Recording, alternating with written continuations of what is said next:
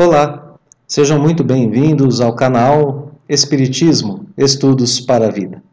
Nós vamos agora continuar a nossa série de estudos sobre o Evangelho segundo o Espiritismo. E estamos estudando o capítulo 13 da obra, que tem o título Não saiba a vossa mão esquerda o que dê a vossa mão direita. Continuamos a estudar as instruções dos Espíritos, o item A Beneficência.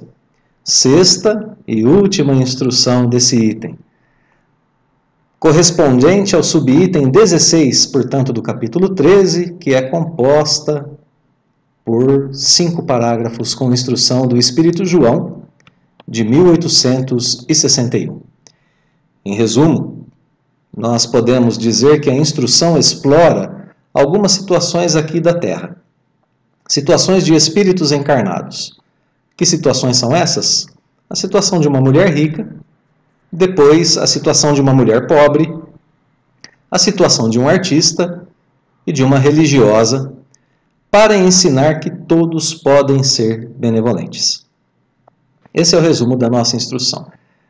Aqui o Espírito João escolhe esses exemplos, escolhe essas situações para nos apresentar, então, esse conceito de que todos podem ser benevolentes, todos podem ser caridosos, beneficentes, sempre aproximando esses conceitos, né? Ideia de continuidade. Lembramos que anteriormente vimos a diferença entre caridade e esmola e como esses conceitos são diferentes do ponto de vista material e do ponto de vista espiritual. Agora nós vamos olhar alguns exemplos de caridade e benevolência reais. Exemplos que devem ser praticados no dia a dia. Mesmo em situações peculiares, em situações especiais, como essas que estão sendo detalhadas aqui para a gente no Evangelho segundo o Espiritismo. Então essa é a ideia de continuidade. A gente estudou os conceitos e agora a gente vai ver algo no âmbito prático em exemplos que nos ensinam, na verdade, como sair do limite da esmola e passar a fazer a caridade real, em situações diversas. Então a gente tem aqui um ganho prático, né? A ideia de continuidade nos dá um ganho prático sobre os conceitos que nós estamos estudando no Evangelho segundo o Espiritismo. Então vamos ao primeiro parágrafo. Começa então falando sobre a mulher rica e venturosa, né? Rica, feliz, alegre, né? Essa que não precisa empregar o seu tempo nos trabalhos de sua casa, será que ela não poderá consagrar algumas horas a trabalhos úteis aos seus semelhantes? Então começa assim já, né, a instrução. Compre com o que lhe sobre dos prazeres, agasalhos para o desgraçado que tirita de frio, que treme de frio, né? Confeccione com suas mãos delicadas roupas grosseiras, mas quentes. Então não precisa ser algo luxuoso, precisa aquecer. Auxilie uma mãe a cobrir o filho que vai nascer. Então, se por isso seu filho ficar com algumas rendas a menos, com algum conforto a menos, né, o do pobre terá mais com o que se aqueça. Então, é o apelo de uma mãe que tem, a outra mãe que não tem, né? Trabalhar para os pobres é trabalhar na vinha do Senhor. Termina assim o primeiro parágrafo. Então, aqui a situação de uma mulher rica e a situação do que ela pode dar. Ela pode dar do seu trabalho em favor do próximo. Ela pode usar daquilo que sobra, mesmo que sobre do seu prazer, né? Daquilo que ela usa para o seu prazer, para socorrer os aflitos pela pobreza. Então ela tem recursos materiais para dar, né? Tem do seu trabalho, tem daquilo que sobra. São 2 tipos de recursos diferentes. O pessoal, o que envolve o seu esforço, o seu tempo e o seu trabalho, e aquele que sobra dos seus prazeres, recursos materiais mesmo. Então essa situação de uma mulher rica que pode encontrar algumas coisas para doar ao seu semelhante, e aqui está se falando praticamente só no âmbito material da situação, né?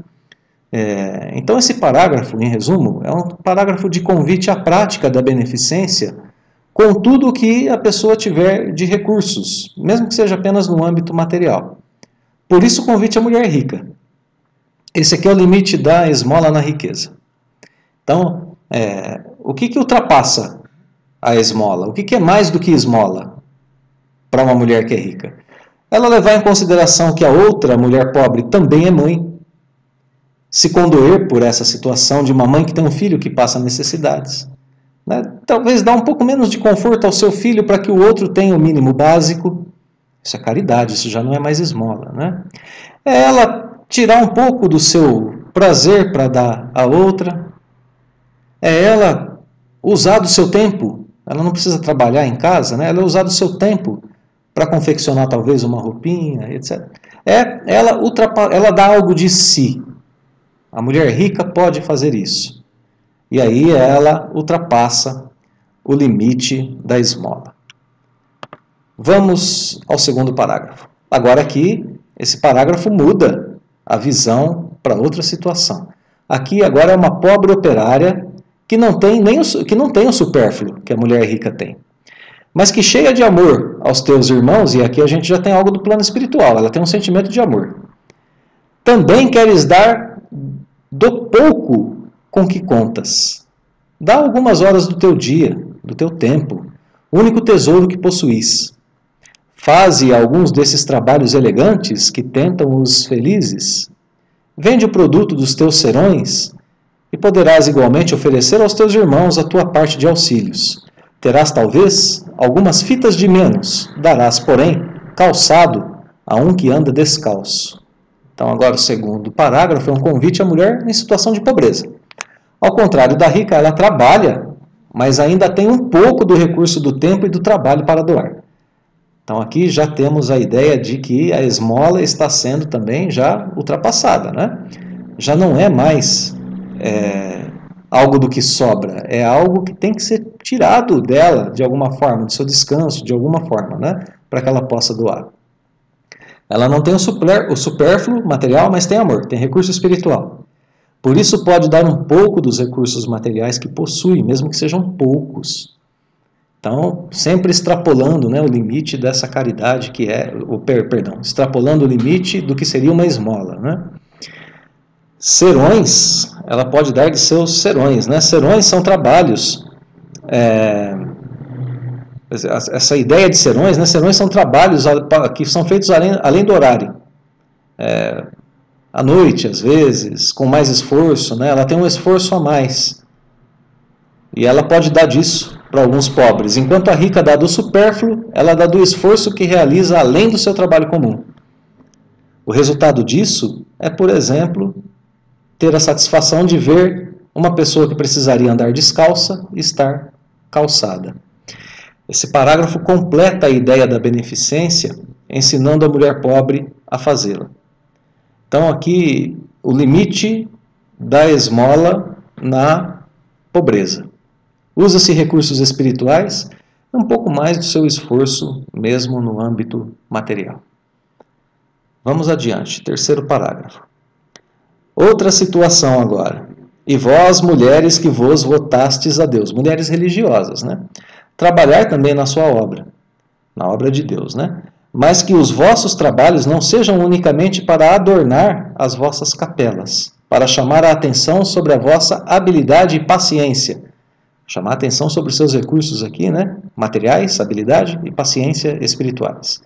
Trabalhai, minhas filhas, e que o produto de vossas obras se destine a socorrer os vossos irmãos em Deus, que são todos, não apenas os religiosos. Os pobres são seus filhos bem-amados.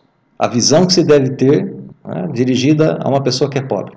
Trabalhar para eles, para os pobres, é glorificá-lo. Trabalhar para os pobres é glorificar Deus. Sede-lhes a providência que diz: aos pássaros do céu dá Deus o alimento. Como Deus dá aos pássaros do céu o alimento, essas mulheres são a providência aos pobres que dão a eles o alimento. Mudem-se o ouro e a prata que se tecem nas vossas mãos em roupas e alimentos para os que não os têm. Fazei isto e abençoado será o vosso trabalho. Então elas estão trabalhando para Deus para conseguir bênçãos, né? O parágrafo termina justamente dizendo: atende os pobres, né? Faz a caridade e abençoado será o vosso trabalho. Quer bênção? Quer ultrapassar o limite da esmola na questão da religiosidade? É isso que deve ser feito. questão da religiosidade aqui nesse parágrafo, né? Trabalhos voltados a Deus? Sim, perfeito. Mas não apenas no adorno dos templos, não apenas no cultivo dos templos, principalmente no atendimento aos necessitados, aos pobres que devem ser vistos como irmãos. A habilidade e a paciência podem ser apresentadas como meios de adorar a Deus, mas elas devem ser aplicadas também no trabalho que socorre o necessitado. Então ali ela divide o seu tempo entre o templo e o necessitado. Se Deus dá aos pássaros do céu, deixa aos homens a tarefa de ajudar os irmãos mais necessitados. Por quê? Para que eles possam desenvolver o seu senso de dever e o seu sentimento de amor ao próximo. Por isso Deus permite esses quadros, às vezes, de diferenças aqui na Terra, para que os homens desenvolvam o seu senso de dever de uns para com os outros, progridam espiritualmente e moralmente, e que se socorram mutuamente. Essas são ideias que estão no Evangelho segundo o Espiritismo, né? É isso que faz o trabalho ser abençoado. É o socorro que damos de uns para com os outros. Quando colocamos a questão da religiosidade, né? Trabalhamos para Deus também quando socorremos o próximo. E isso é muito importante de ser percebido por nós, né? Então, esse parágrafo apresenta a questão da religiosidade real e ela está no auxílio ao próximo. Agradar a Deus é trabalhar pelo necessitado. Aqui está o limite da esmola na religiosidade. Então, a gente adorna templos, ok, eles são importantes e tudo mais. No entanto, mais do que esmola é ajudar o necessitado em nome de Deus. Quarto parágrafo. Todos vós que podeis produzir, dai. Dai o vosso gênio, dai as vossas inspirações, dai o vosso coração, que Deus vos abençoará. Poetas, literatos, que só pela gente mundana sois lidos, satisfazei-lhe aos lazeres, mas consagrai o produto de algumas de vossas obras a socorros dos desgraçados. Pintores, escultores, artistas de todos os gêneros, venha também a vossa inteligência em auxílio dos vossos irmãos. Não será por isso menor a vossa glória em alguns sofrimentos, e alguns sofrimentos haverá de menos. Então esse parágrafo é um convite que vai se estendendo agora até aos artistas em geral. O que diz o parágrafo? O que orienta? Orienta a usar o talento e a inspiração, talento e inspiração para dar isso em auxílio ao necessitado. Mesmo que não seja um poeta famoso, um artista famoso, né, como é dito aqui, lidos, né, poetas literados que só pela gente mundana sois lidos, né, pode satisfazer o lazer dessas pessoas, mas consagra o produto de alguma de vossas obras ao socorro dos desgraçados. Então é o convite a dar do seu talento para as outras pessoas, mesmo esses que são lidos apenas pela gente mundana, apenas pelos encarnados. Por que são lidos apenas pelos encarnados? Talvez não tenham elevação espiritual nem inspiração suficiente para alcançar o público que está no céu, espíritos mais nobres. Aqui uma leve advertência, lembrando a humildade aos artistas, que por mais consagrados e famosos que possam ser aqui na Terra, talvez, não venham a alcançar as coisas celestes. Então, como que se faz aqui a caridade, até mesmo dentro do meio artístico, dessa forma? Consagrando um pouco do seu talento, da sua inteligência, do seu coração, do seu sentimento, né? Da sua inspiração, àqueles que são desafortunados aqui na Terra, né?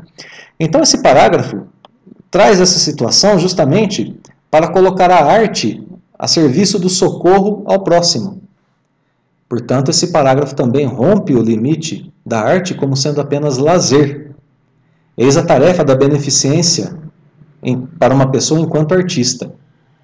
Aqui o limite da esmola, portanto, na arte. Estamos trabalhando com esses conceitos de esmola e caridade. Como a gente faz mais do que apenas dar esmola. Muito bem, vamos ao quinto e último parágrafo agora do nosso texto. Todos vós podeis dar. Podemos todos ser beneficentes, né? Ser caridosos. Qualquer que seja a classe a que pertençais, de alguma coisa dispondes que podeis dividir. Seja o que for que Deus vos haja outorgado, dado, né, confiado, uma parte do que ele vos deu deveis àquele que carece do necessário. Porquanto, em seu lugar, muito gostaríeis que o outro dividisse convosco. Os vossos tesouros da terra serão um pouco menores, contudo, os vossos tesouros do céu ficarão acrescidos, aumentados, né? Lá colhereis pelo cêntuplo o que houver de semeado em benefício neste mundo. Então, vejamos, né? Nossa tarefa é dividir daquilo que temos, pois gostaríamos que todos fizessem isso conosco, quando nós fôssemos e quando somos necessitados de algo. Esse é um princípio que é um princípio cristão e que está aqui exposto no parágrafo. Em qualquer situação que estejamos. Fazendo isso, podemos ter um pouco menos de posses terrenas, mas agindo assim, estamos construindo tesouros para o espírito. O bem que fazemos aqui, recebemos multiplicado por 100 no plano celestial, diante da lei divina. Então, esse último parágrafo conclui a instrução, enunciando a capacidade que todos têm de doar algo de si, de seu trabalho, de sua inspiração, de seu amor. Isso pode causar alguma privação na terra, mas garante riqueza eterna. Eis o limite geral da esmola, não é? A gente pode ter algum tipo de privação aqui na terra, doando daquilo que a gente tem de melhor para os outros. No entanto, é isso que enobrece o espírito. Essas situações que são colocadas aqui, nesse item do Evangelho segundo o Espiritismo, na instrução do Espírito João, são situações peculiares e situações que por si só dizem muito. Muitas vezes a gente diz assim, mas já está tão difícil para mim, aqui na Terra, sem dividir o que eu tenho. Sem dúvida, esse pensamento nasce na mente da mulher rica, da mulher pobre, da religiosa devotada, do artista. Esse pensamento, em algum momento, nasce na mente dessas pessoas. O que essas pessoas têm em comum, né? Uma situação peculiar. Uma mulher rica, principalmente na época de Kardec, tinha uma situação de uma certa fragilidade, embora riqueza, né? Se a gente parar para analisar o quadro dessa mulher que não trabalha, essa mulher que está, muitas vezes, dependente do esposo, que não tem um papel ativo na sociedade, naquela época de Kardec, né? Principalmente lá no século XIX, e muito pior anteriormente, né? Hoje o quadro está mudando bastante. Mas elas tinham uma situação diferente. Uma mulher pobre, então, a gente sabe quanto era difícil a vida para uma mulher pobre naquela época e quanto é hoje ainda. Uma mulher que talvez seja sozinha e pobre, e tenha, não tenha posses materiais. O quanto é trabalhosa a vida de uma mulher religiosa. A gente sabe que os religiosos nos templos devotam o seu tempo quase todo a Deus. É uma vida de privações, é uma vida de severidade, às vezes, é uma vida de grande disciplina. Então, essas pessoas também estão em posição de fragilidade. O artista que não é famoso, por exemplo, aqui na Terra, ele está numa posição de fragilidade. Muita gente julga a arte desnecessária, inútil, a gente sabe que não é isso, né? Nós que somos um pouco mais conscientes, sabemos que a arte é importante aqui na Terra. Então vejam, as situações escolhidas pelo Espírito João são situações que falam muito ao nosso coração, né? E então o texto conclui dizendo que todos podem dar, rompendo com o limite de sua própria fragilidade terrena e dando de si. Essa é a grande mensagem aqui, esse é o grande ensinamento. A figura da mulher aparece aqui por sua situação de maior fragilidade no século XIX, na pobreza, na religiosidade e assim por diante. Mas, no entanto, a gente entende aqui como um convite ao coração feminino, geralmente mais sensível, carinhoso, mais amoroso. É um convite ao religioso, muitas vezes com seu olhar apenas voltado ao templo. É um convite à sociedade em geral. É um convite a todos nós, convite à prática desse tipo de caridade que excede, que rompe com os limites daquilo que nós chamamos de esmola. Estejamos atentos à nossa própria situação, porque essas situações especiais são exploradas para que nós pensemos a nossa, e para que não tenhamos em nossa mente esse pensamento, né? Já está tão difícil a vida aqui sem eu repartir com os outros o que eu tenho de melhor, quando a nossa tarefa é justamente essa. Pensemos a respeito disso tudo para que possamos nos preparar melhor para viver aqui na Terra através do nosso progresso espiritual. Fraterno abraço a todos, que Deus nos abençoe sempre. Continue conosco em nossos estudos e até o próximo.